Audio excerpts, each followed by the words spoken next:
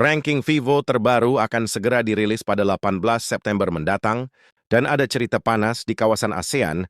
Indonesia mulai mengejar Vietnam, Malaysia diam-diam mengintai, dan Thailand masih bertahan di puncak Asia Tenggara.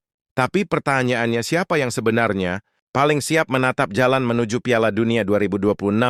Mari kita bongkar satu-satu, mulai dari peringkat terbawah hingga menuju yang tertinggi di ASEAN. Kita mulai dari timnas Malaysia. Di dasar persaingan ASEAN saat ini ada Harimau Malaya. Jangan salah, Malaysia bukan tim kecil. Mereka datang dengan ambisi besar untuk merusak dominasi Indonesia, Vietnam dan Thailand awal September ini. Malaysia turun di FIFA Match Day, lawannya bukan tim sembarangan, Singapura dan Palestina. Semua orang mengira Malaysia bakal kesulitan, tapi yang terjadi justru sebaliknya. Di laga pertama, mereka berhadapan dengan rival klasik Singapura. Pertandingan berjalan ketat, panas, penuh gengsi, dan akhirnya Malaysia berhasil mengunci kemenangan tipis 2-1. Hasil ini memang kecil di atas kertas, tapi maknanya besar, rivalitas panjang. Tampil di dengan Singapura membuat kemenangan ini jadi lebih dari sekedar angka. Lalu datang ujian kedua, Palestina, sebuah tim yang dikenal disiplin, keras, dan sering merepotkan lawan Asia. Banyak yang yakin Malaysia akan tumbang, namun justru di sini Harimau Malaya menunjukkan taringnya. Dengan permainan penuh disiplin, mereka menekuk Palestina 1-0. Sebuah hasil mengejutkan yang langsung jadi bahan pembicaraan se-ASEAN 2.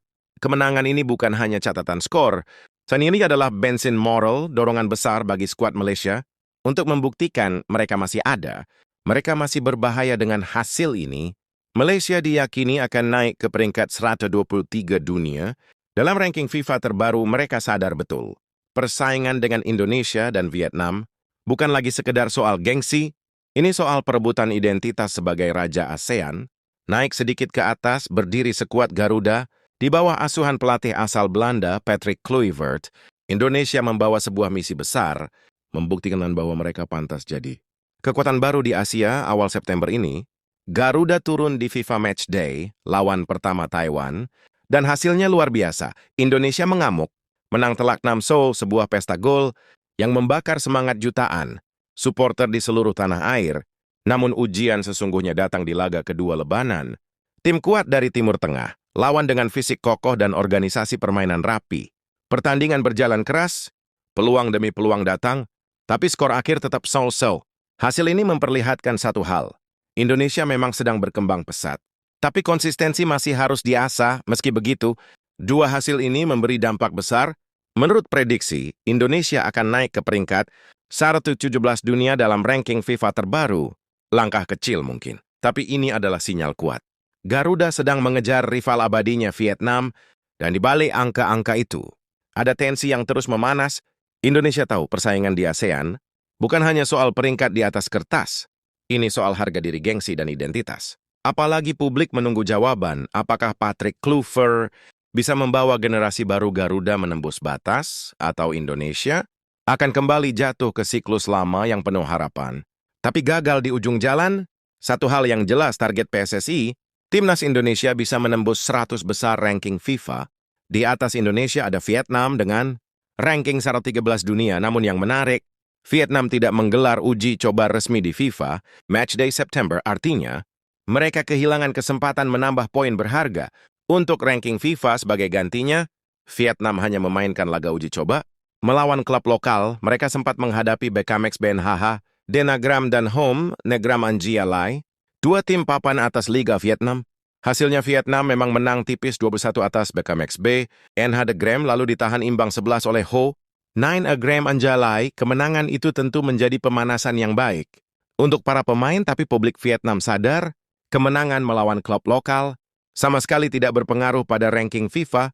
Laga semacam itu hanya memberi kepercayaan diri, bukan poin resmi, dan inilah yang membuat publik Asia Tenggara berdebar. Indonesia mulai mendekati peringkat Vietnam. Jika tren positif Garuda berlanjut, bukan mustahil dalam beberapa bulan ke depan, Indonesia akan menyalip rival lamanya itu.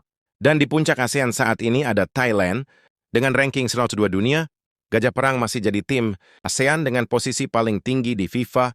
Namun jarak antara Thailand dengan Indonesia semakin tipis. Thailand memang masih unggul di peringkat, tapi Garuda sedang membangun kekuatan baru. Dengan hadirnya pemain-pemain Eropa yang datang satu-satu, publik pun mulai bertanya-tanya, apakah keunggulan Thailand akan bertahan? Atau justru mereka akan terguncang saat Indonesia benar-benar melesat? Thailand sendiri mengisi FIFA Matchday September dengan ajang Kings Cup 2025 yang digelar di Kanchaburi Province Stadium. Turnamen bergengsi itu menghadirkan 4 tim Thailand, Irak, Fiji, dan Hong Kong hasilnya. Thailand sempat tampil penuh semangat di hadapan publik sendiri, namun performa mereka justru naik turun. Mereka berhasil mengatasi perlawanan Fiji, tapi gagal membendung kekuatan Irak. Bahkan sempat dibuat kerepotan saat melawan Hong Kong. Situasi ini membuat publik Thailand mulai cemas, karena meski masih berada di puncak ASEAN, tren permainan mereka tidak benar-benar meyakinkan. Sementara di sisi lain, Indonesia justru terus menunjukkan progres yang menjanjikan. Bukan mustahil keunggulan Thailand di ranking FIFA akan runtuh bila Garuda terus melesat dengan performa konsisten. Apakah keunggulan Thailand akan bertahan? Atau justru mereka akan terguncang saat Indonesia benar-benar melesat? Namun ranking hanyalah angka, yang lebih penting adalah bagaimana mereka memanfaatkannya.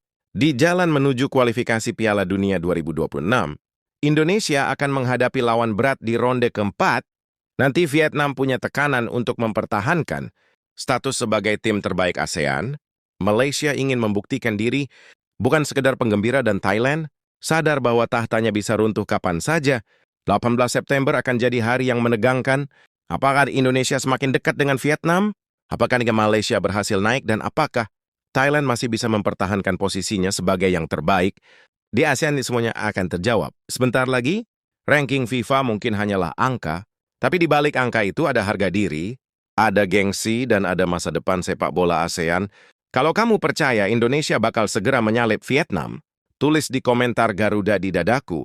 Dan jangan lupa tekan like dan subscribe, biar kita sama-sama saksikan sejarah baru sepak bola Indonesia.